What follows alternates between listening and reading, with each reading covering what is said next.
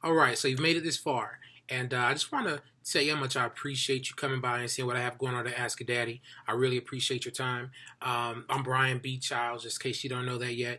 And Ask a Daddy is something that I started because I'm just passionate about being a father, and I'm passionate about being a parent. I devote a lot of my time to trying to learn and practice the best parenting skills and practices that I can. And I just figured this would be a good way for me to try to build a community, share some of what I know, and also learn from you guys as well. So, however, what I want to do right now again is I just want to make sure that I give you something of value up front so you can know what type of information you can expect from Ask a Daddy. And the way I came up with this information to share is basically it was just something that I talked to my sister about. She's someone who's a sharp individual, and when I hit her with this concept, it was something that she was not aware of, and so that was a surprise to me. And I said, well, you know what, this might be something that other people can benefit from as well. So without further ado, let's go ahead on and get into it. So what am I talking about? I'm talking about the way in which we see our children and how that shapes the way the world sees our children. Okay. The best way I can kind of give this is through an example. I'm going to paint a picture for you. Let's say you have a child who likes to talk. All right. This child talks. They talk. Get to school. We know kids who talk a lot in school have the potential to be distractions in class or disruptions in class for their teachers and their peers. And if we as the parent have not focused in on his behavior and really learn how to view it, our view of our children can be shaped by their teacher. And that's not to say anything bad about a teacher, right? But the teacher does not know your child as well as you do. So, a conversation might go something like, hey, Mr. Child, your child is in my classroom and they keep talking, they're disrupting the class, they're the class clown, and so on and so forth, and yada, yada, yada, so on and so forth, right? And the way that it's painted and the way that it's given is in a negative light. And to be quite honest, the way in which the child is behaving is in a negative light as well. So it's not wrong. But we begin to see that behavior as something negative, and we begin to talk about it in a negative way, right? And it doesn't do any good.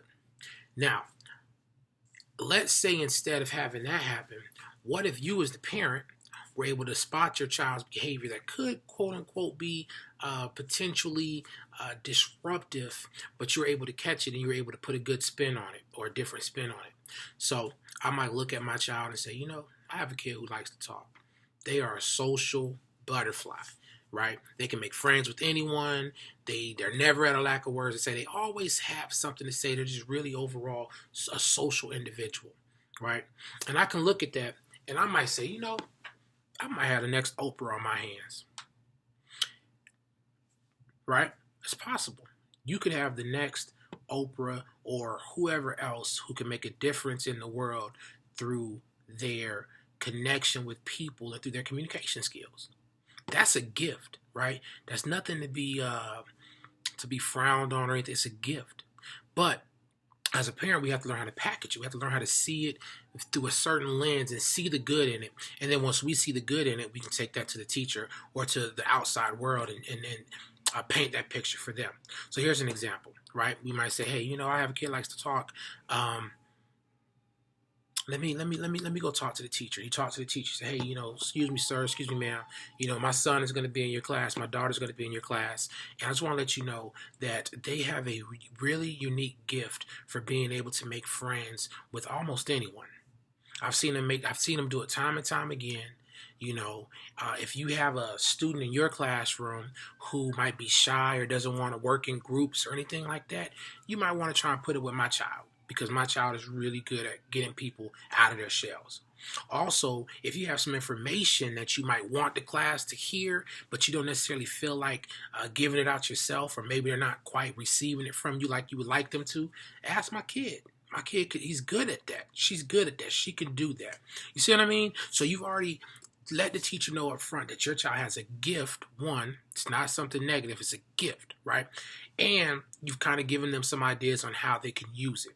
And then together throughout the school year, you and your child's teacher can work together with other unique ways in how to use their gift so that you get the most from it and it doesn't become a distraction or a disruption or something that's a negative. All right. So real quick 3 steps, right? How can I sum this up in 3 steps? And the first one would be pay attention to your child.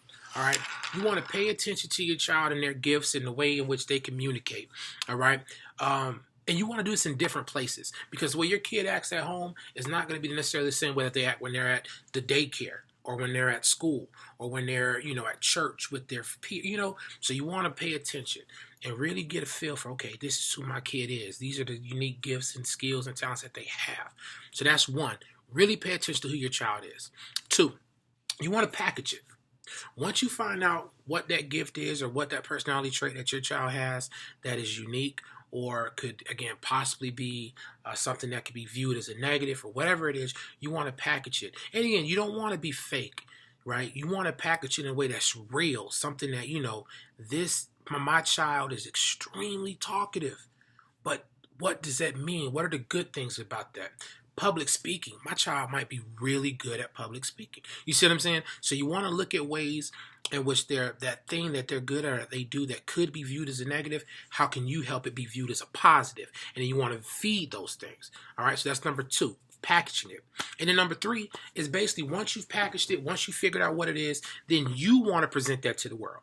Right? You want to go out, you want to meet the teachers. You want to meet the people who are going to be dealing with your kid on an everyday basis. And you want to tell them, hey, let me tell you something that I've noticed about my son, about my daughter, through the 3 years that, I've had them on this earth and that I've been parenting them, through the 10 years that I've had them in my life, through the 12 years, you know what I mean? Because again, the teacher's not going to know your child better than you are. And so you package it and then you present it. You tell them, you say, hey, this is the light in which you're going to see my child. And so when they see your child being very talkative or whatever that case may be, and again, I'm just using talkative as an example because a lot of people can relate to that. But when they see your child being talkative and talking a lot, they'll be able to say, oh, okay, his mom or his dad told me about this. They told me that he's very social. Man, he is good at that. Wow. And then again, they can start looking for ways to tweak it. And between the two of you guys, you can do it. And when you have your kid hearing you talk about them in that positive light, about that thing, that they like to do in a positive light and that it's a gift, they typically tend to try to see it that way themselves. And so when a teacher approaches them with a project or asks them like, hey, right now, it's not the time for you to really be using your gift like this right now. I need you to kind of quiet down now. But later on, I got this for you to do over here, which is going to let you use that and feed that gift even more. Your child is more amped to say, yeah, okay, I'm going to listen. I'm going to do what you asked me to do because they know that you see them for who they are. So real quick, again, 3 steps. 1, pay attention to your child in all different types of surroundings.